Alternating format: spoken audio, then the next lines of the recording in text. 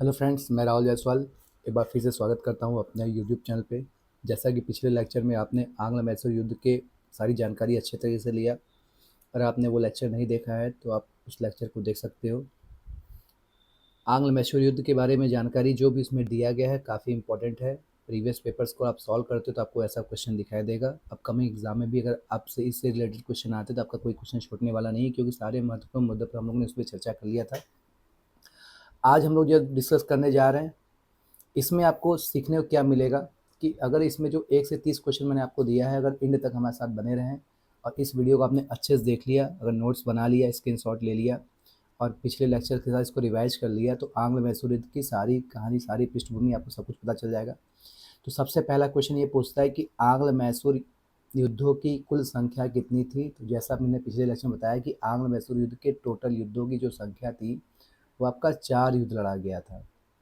ठीक है, जैसा मैं बता दूं कि पहला जो युद्ध लड़ा था वो 1767 से लेकर 1769 तक लड़ा गया था। ये पहला युद्ध लड़ा गया था।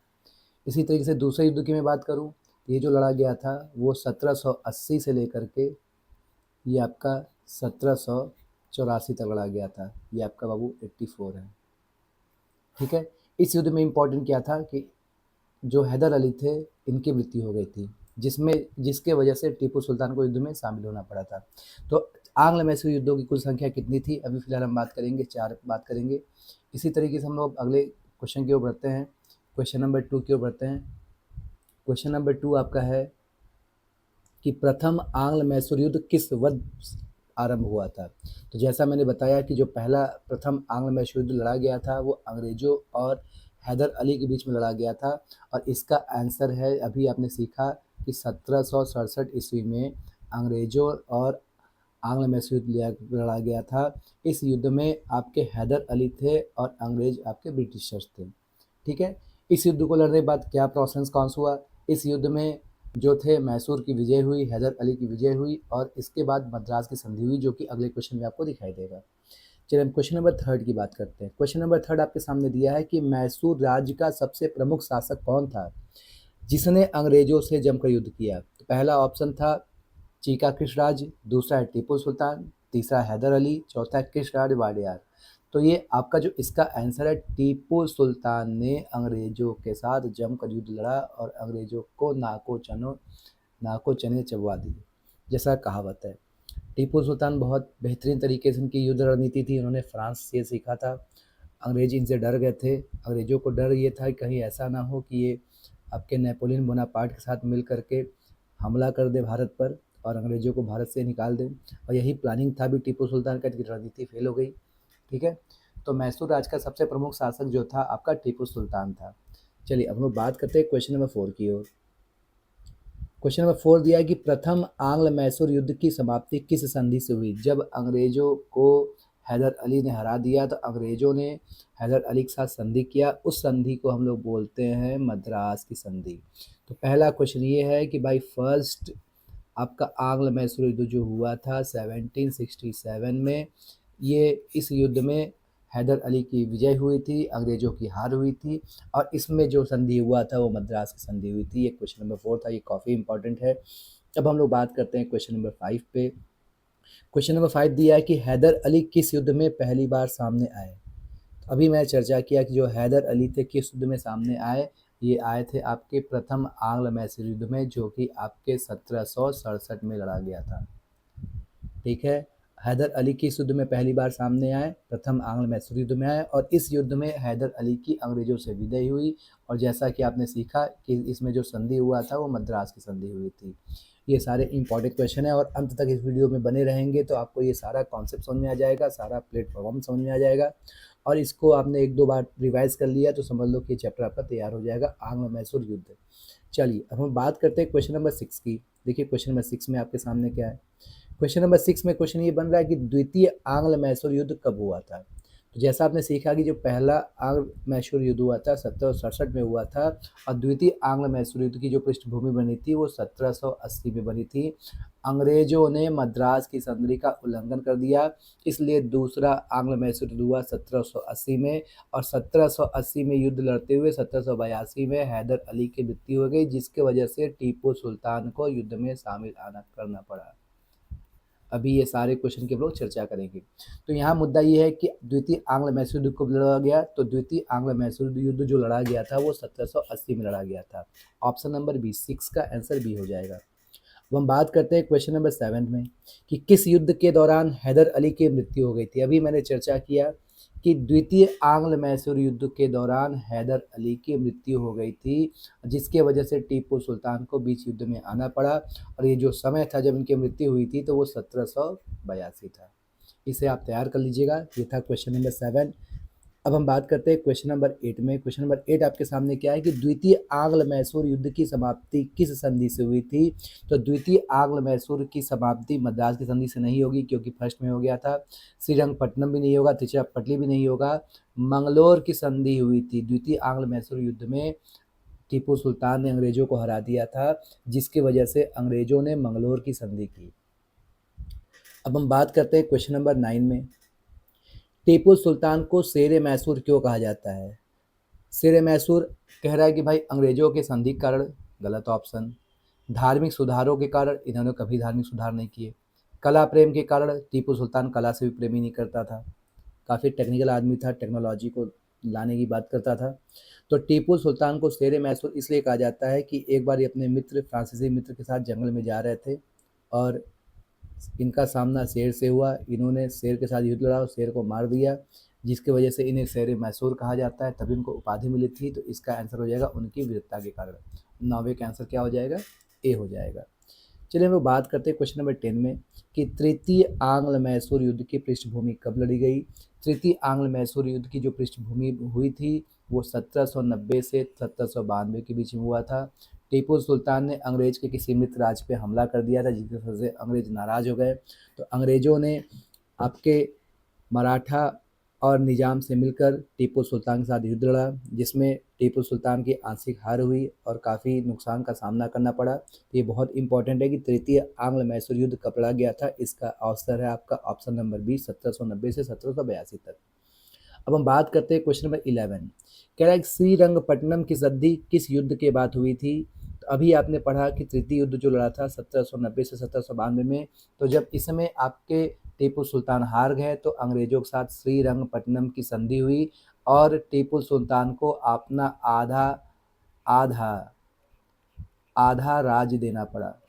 आधा जो है राज देना पड़ा, और 3 करोड़ रुपए देने पड़े। उस ज़माने में 3 करोड़ रुपया देना पड़ा, और अंग्रेज़ों ने इनके 2 बच्चों को बंदी बनाकर भी रख लिया था तृतीय आंग्ल मैसूर युद्ध में। अभी एक क्वेश्चन की चर्चा होगी। क्वेश्चन नंबर 12 में देखो दोबारा आ गया कि श्रीरंगपट्टनम की संधि के अनुसार, श्रीरंगपट्टनम की संधि के अनुसार टीपू सुल्तान ने क्या खोया। तो उन्होंने अपना सिंहासन नहीं खोया, अपने पुत्रों को भी नहीं खोया, इन्होंने आधा राज्य खो दिया। इसमें इनको हार का सामना करना पड़ा था। तो 12वां आंसर हो जाएगा कि श्रीरंगपट्टनम की संधि के अनुसार टीपू सुल्तान ने क्या खोया, आधा राज्य खो दिया। अब हम बात करते हैं क्वेश्चन नंबर 13 का। क्वेश्चन नंबर 13 दिया है कि चौथा आंग्ल मैसूर युद्ध किस वर्ष हुआ। तो चौथा आंग्ल मैसूर युद्ध हुआ था 1799 में, और 1799 तक ही चला। इसमें टीपू सुल्तान की मौत हो गई। चलिए अब क्वेश्चन 14 की बात करते हैं। कह रहा है कि चौथे आंग्ल मैसूर युद्ध में टीपू सुल्तान की मृत्यु कहाँ हुई थी। तो टीपू सुल्तान की मृत्यु हुई थी चौथे आंग्ल मैसूर युद्ध में, युद्धोपरांत की मृत्यु हुई थी। श्रीरंगपट्टनम में इनकी मृत्यु हो गई थी। चौथे आंग्ल मैसूर युद्ध में टीपू सुल्तान की मृत्यु जो हुई थी श्रीरंगपट्टनम में हुई थी। नेक्स्ट क्वेश्चन है 15 के बारे में चर्चा करेंगे। टीपू सुल्तान की मृत्यु किस दिन हुई थी। तो टीपू सुल्तान की जो मृत्यु हुई थी 4 मई 1799 में हुआ था। ये डेट इंपॉर्टेंट है कि टीपू सुल्तान की जो मृत्यु हुई थी वो आपका 4 मई 1799 में हुआ था। चौथा आंग्ल मैसूर युद्ध में हुआ था लास्ट। इसी तरीके से क्वेश्चन नंबर 16। टीपू सुल्तान ने किस विदेशी शक्ति से सहायता लेने का प्राप्त किया था। टीपू सुल्तान फ्रांस से काफ़ी प्रभावित थे।